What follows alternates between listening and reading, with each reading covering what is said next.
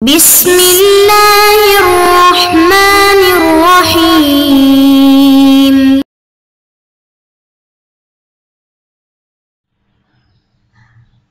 بسم اللہ الرحمن الرحیم۔ عزیز طلباء اور طالبات، السلام علیکم ورحمۃ اللہ وبرکاتہ۔ امید ہے کہ آپ لوگ خیر عافیت سے ہوں گے۔ مقاصد حصہ چہاروں کے دروس پڑھ رہے ہیں ہم، اور اس میں ہم نے سبق نمبر 32 پڑھا۔ وہ ایک مسئلے کے بارے میں تھا جو خیار مجلس کے بارے میں مسئلہ تھا، اور اس کے 5 مسئلے ہم نے پڑھ لیے تھے۔ اس میں ہم نے مبدأ خیار مجلس پڑھا، اس میں ہم نے شرائط پڑھی، اس میں ہم نے بہت سارے اور بھی جزیات پڑھی ہیں، دلائل پڑھے ہیں۔ تو آج ایک نئے ٹاپک کے ساتھ جو خیار مجلس کے ساتھ ہی منسلک ہے اور ملا ہوا ہے، وہ ہے مسقطات الخیار المجلس، کہ خیار مجلس کب ساقط ہوتا ہے۔ اس بارے میں ہم شروع کرتے ہیں۔ آئیں بسم اللہ شروع کرتے ہیں۔ جی، مسقطات خیار المجلس سے اس پورے 2-3 لائنوں کا خلاصہ یہ ہے، یا یہ پورے اس ٹاپک کا بھی خلاصہ یہی ہے کہ جو خیار مجلس ہے اس کے مسقطات کو بیان کیا جا رہا ہے، اور وہ 4 ہیں۔ ان 4 کو ذکر کیا گیا ہے۔ ان میں ایک کہ مسقطات کی شرط لگانا عقد کے ضمن میں، جب شرط لگائی جائے ساقط ہونے کی تو پھر وہ خیار مجلس ساقط ہو جائے گا۔ یہ کہا کہ ہم یہ عقد کرتے ہیں کہ خیار مجلس ساقط ہو جائے گا، تب ہم یہ عقد کرتے ہیں، تو یہ خیار مجلس ساقط۔ نمبر 1۔ نمبر 2، اسقاطہ بعد العقد، عقد کے بعد جو ہے وہ اگر شرط لگائی جائے کہ جب عقد کر لیا، کہا کہ اب ہم نے عقد کر لیا ہے لیکن اب کوئی خیار مجلس نہیں حاصل ہوگا، ختم بعد، تو بھی یہ مسقطات میں سے آئے گا۔ تیسرا مسقطات تفرق ہے، جب محفل ختم ہو رہی ہو، مجلس اجڑ گئی ہو، جب لوگ جدا جدا ہو گئے ہوں، تو پھر خود بخود خیار مجلس کا ٹائم ختم ہو جاتا ہے۔ چوتھا تصرف، ان اشیاء میں مبیع یا ثمن میں جب تصرف کر لیا جائے تو پھر اس کا وقت بھی ساقط ہو جاتا ہے۔ آئیں ترجمہ اس کا پڑھ لیتے ہیں۔ مسقطات خیار المجلس، خیار مجلس کے متصور القول فی مسقطات الخیار وہی 4، وہ 4 ہیں۔ علی ما ذکرھا فی تذکرہ، اشتراط ثبوت ہی فی ضمن العقد، عقد کے ضمن میں اس کے ثبوت کو شرط لگانا۔ نمبر 1، واسقاطہ بعد العقد، عقد کے بعد اس کے خیار مجلس کی ساقط ہونے کی شرط لگانا، یہ بھی۔ نمبر 3، والتفرق، نمبر 4، تصرف، فیق الکلام فی مسائل، اس طرح کلام جو ہے چند مسئلوں میں، 8 مسئلے تقریباً انہی ٹاپک سے ریلیٹڈ آئیں گے۔ بسم اللہ آگے۔ مسئلۃ لا خلاف ظاہرا فی ثبوت ھذا الخیار باشتراط ثبوتہ فی ضمن العقد، یہ مسئلہ یہاں سے شروع کیا جا رہا ہے، اور مسقطات میں سے پہلا جو مسقط ہے اس کو بیان کیا جا رہا ہے۔ اس کا خلاصہ جو سلائیڈ ہے وہ بیان کر دیتے ہیں۔ نمبر 1، یہ مسئلہ پہلے جو ہے وہ مسقط کے بارے میں ہے۔ نمبر 2، غنیہ میں علامہ ابن زہرہ نے اجماع کا دعویٰ کیا ہے کہ کوئی اختلاف نہیں ہے اس میں۔ نمبر 2، اس پر عموم ادلہ سے بھی استفادہ کیا گیا ہے، وہ ہیں المومنون عند شروطہم یا المسلمون عند شروطہم۔ نمبر 3، یہ جو کہا ہے نا وَيَدُلُّ عَلَيْهِ قَبْلَ ذَلِكَ، اس سے پہلے یعنی اجماع سے پہلے اس پر دلالت کرتی ہیں، تو پہلے اس کے اوپر دلائل موجود ہیں اور پھر اجماع بھی اس کی تائید کرتا ہے۔ نمبر 4، اس کے بارے میں ایک اور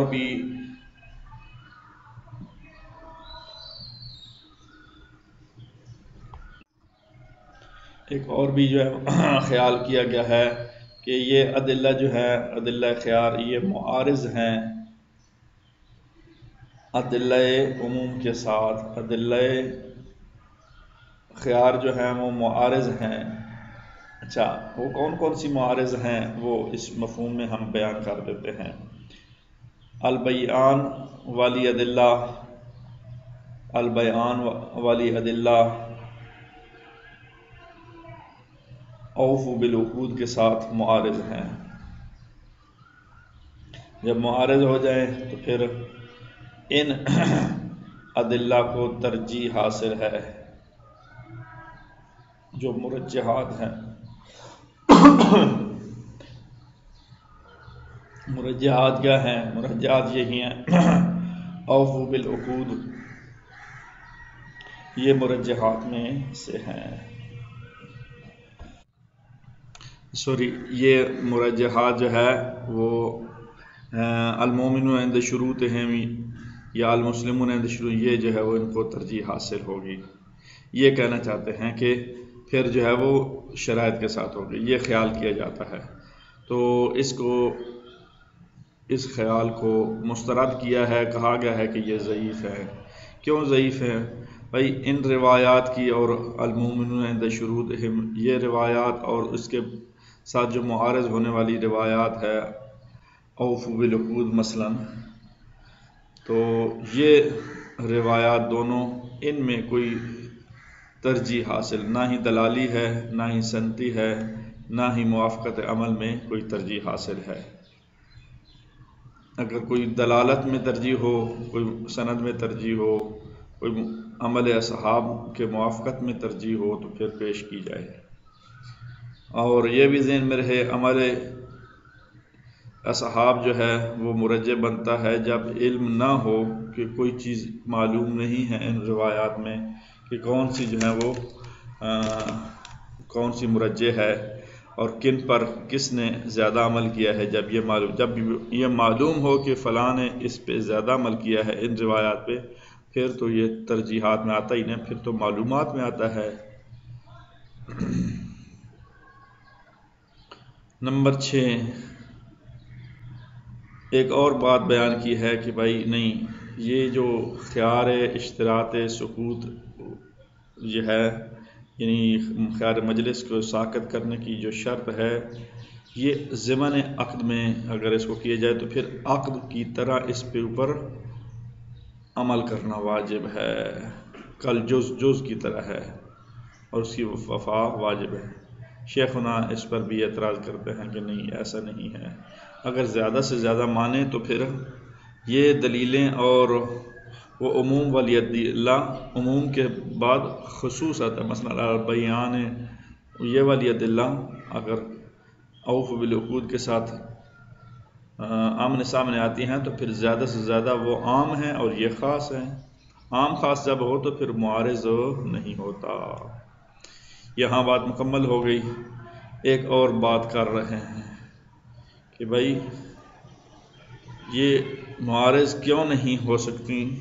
کیونکہ خیار کو ثابت کرنے والی جو ادلہ ہیں وہ اصل ہیں، اصل شرع ہیں، اور جو اگر کوئی شرط لگاتا ہے سکوت خیار کی تو پھر یہ جو ہے، یہ اس کے اوپر جو دلیلیں ہوں گی یہ اس کے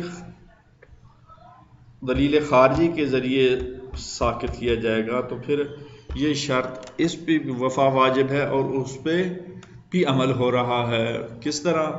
مثلا انہوں نے مثال بھی آخر میں پیش کی ہے، بیان کی ہے کہ کوئی جو ہے وہ نافلہ نماز پڑھتا ہے، عام ادلہ میں تو نفل پڑھنا مستحب ہے، کوئی پڑھے نہ پڑھے، لیکن جب نظر کر لی جائے، منت مان لی جائے 2 رکعت نماز جو مثلا مغرب کی نفل نماز ہے، وہ اگر میرا فلاں کام ہو گیا تو میں ہر حال میں پڑھوں گا، تو پھر اس وقت یہ واجب ہو جاتی ہیں۔ جب واجب ہو جاتی ہیں تو پھر ان کے درمیان اور ان کے درمیان کوئی مزاحمت نہیں ہوتی، کوئی مفارقت نہیں ہوتی، کوئی معارضہ نہیں ہوتا، کوئی جدائی نہیں ہوتی، تو لہذا ان کو خیال کرنا ضروری ہے۔ آئیں بسم اللہ ترجمہ کر لیتے ہیں۔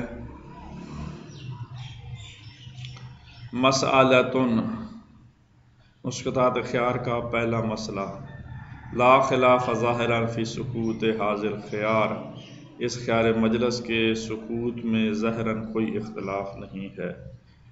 کون سا سکوت؟ باشتراط سکوت ہی فی ضمن العقد، کہ عقد کے ضمن میں اگر یہ شرط لگائی جائے کہ خیار مجلس ساکت ہونا چاہیے تو پھر اس میں کوئی اختلاف نہیں ہے۔ جی ٹھیک ہو گیا۔ وعن الغنیہ الاجماع علیہ، کتاب الغنیہ میں ابن زہرہ نے اجماع کا دعویٰ کیا ہے اور یہ کہا ہے وَيَدُلُّ عَلَيْهِ قَبْلَ ذَلِكَ، اس پر دلالت سے پہلے، یعنی اجماع سے پہلے اس پر جو دلالت کرتی ہیں وہ ہے عموم المستفیض المؤمنون، کہ عموم المؤمنون عند شروطہم کا عموم جو ہے اس پر دلالت کرتا ہے، اور یہ روایت بھی مستفیض ہے۔ مستفیض وہ روایت ہوتی ہیں جو حد تواتر کے بالکل قریب ہوتی ہیں، ان کو مستفیض کہتے ہیں، مستفیض روایت۔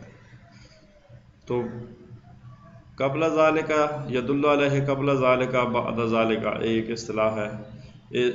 جب کہا جائے کہ قبل ذالک اس اجماع سے پہلے، اس کا مطلب ہے کہ پہلے دلائل موجود ہیں اور اجماع ان کی تائید کر رہا ہے۔ جب کہا جائے بعد الاجماع تو پہلی دلیل اجماع ہوگی، بعد میں دوسری دلیلیں ہوں گی۔ عموم روایات موجود ہیں اور وہ المؤمنون عند شروطہم یا المسلمون عند شروطہم، کوئی کہ دو دلیلیں ہوں گی ان پر۔ اب ایک اور بات، وقد یتخیل معارضتہ بعموم ادلۃ الخیار، کہ بعض اوقات خیال کیا جاتا ہے کہ ادلۃ الخیار کا عموم معارض ہے، اس کا خیال کیا جاتا ہے۔ معارض کس کے ساتھ ہیں؟ معارض انہی روایات کے ساتھ ہیں۔ جب معارض ہوں وَيُرَجِّحُ عَلَىٰ تِلْكَ الْأَدِلَّةِ بِالْمُرَجَّحَاتِ، پھر جو ہے وہ یہ دلائل، یہ ادلہ جو ہیں ان پر ترجیح حاصل ہوگی مرجحات کے ساتھ، مرجحات کے ساتھ ترجیح مرجحات کے ساتھ ہوگی۔ اچھا ٹھیک ہے، وہ ہوا ضعیف، یہ باتیں ضعیف ہے، معارضہ کا خیال کرنا یہ ضعیف ہے، اور مرجحات ترجیح دینا یہ ضعیف ہے۔ کیوں؟ لأن الترجیح من حیث دلالت، کیونکہ ترجیح کوئی نہیں ہے دلالت کے لحاظ سے، دلالت کے لحاظ سے بھی یہ روایات اور وہ روایات برابر ہیں۔ والسند مفقود، اور سند کے لحاظ سے بھی برابر ہیں، دلالت اور سند دونوں کے لحاظ سے برابر ہیں۔ وہ موافقت عمل اصحاب، اور عمل اصحاب کی موافقت کے لحاظ سے بھی ان پر کوئی ترجیح حاصل نہیں ہے کہ کہیں کہ المؤمنون عند شروطہم یہ ترجیح والی ہیں اور عمل اصحاب جو ہے اس میں ہیں، نہیں، کوئی ایسی بات نہیں ہے کہ ان پہ زیادہ عمل کیا ہے اصحاب نے اور دوسرے قرآن کے اوف بالعقود پہ عمل نہیں کیا، نہیں، ایسی بات نہیں ہے۔ لا یصیر مرجحا بعد العلم بانحصار مستندهم فی عموم ادلۃ الشروط، اور یہ بھی ذہن میں رہے کہ یہ علم کے بعد ان کی مستند کے انحصار کا علم ہونا، کہ ان کے بعد جو ہے ان ادلہ عموم کو شرط قرار دینا جو ہے وہ صحیح نہیں ہے۔ یعنی عمل اصحاب اس وقت ہوتا ہے جب معلوم نہ ہو کہ اس روایت پر عمل کس نے زیادہ کیا ہے، کس روایت پر عمل زیادہ ہوا ہے، کون سی قابل عمل زیادہ رہی ہے، جبکہ اس کے بارے میں علم موجود ہے۔ اچھا،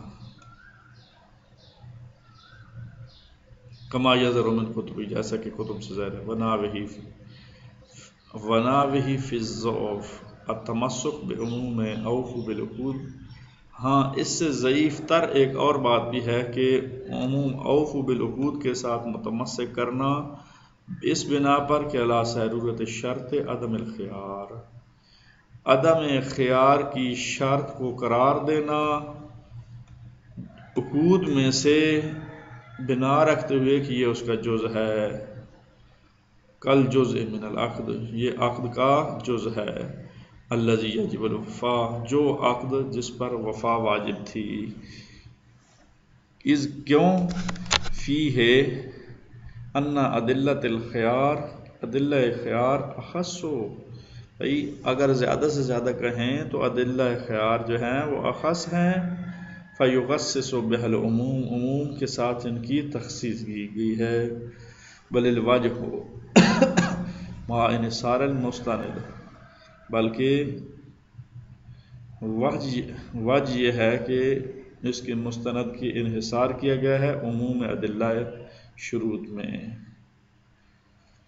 اور عموم ادلہ شروط عدم نفوذ ادلۃ الخیار، دلائل شروط جو ہیں عموم میں یہ ادلہ خیار کے ساتھ پوری نہیں اترتی، للمعارضۃ، معارضے کے طور پر۔ ترجمہ میں اس لائن کا دوبارہ کرتا ہوں، ان ادلۃ الخیار اخص فیخصص بها العموم، پس ادلہ خیار جو ہیں یہ ان کو خاص کیا گیا ہے، پس یہ تخصیص کی گئی ہے عموم کے ساتھ، بلکہ ان کے مستند منحصر ہیں، عموم میں منحصر ہیں، اور وہ کون سے عموم؟ دلیل الشروط عدم و نفوذ ادلۃ الخیار، ادلہ خیار کے مکمل نہیں ہیں دلیل شرط کے ساتھ کہ معارض ہو جائیں، اس کے ساتھ ٹکرا جائیں، کیوں مکمل نہیں ہے؟ لأنہا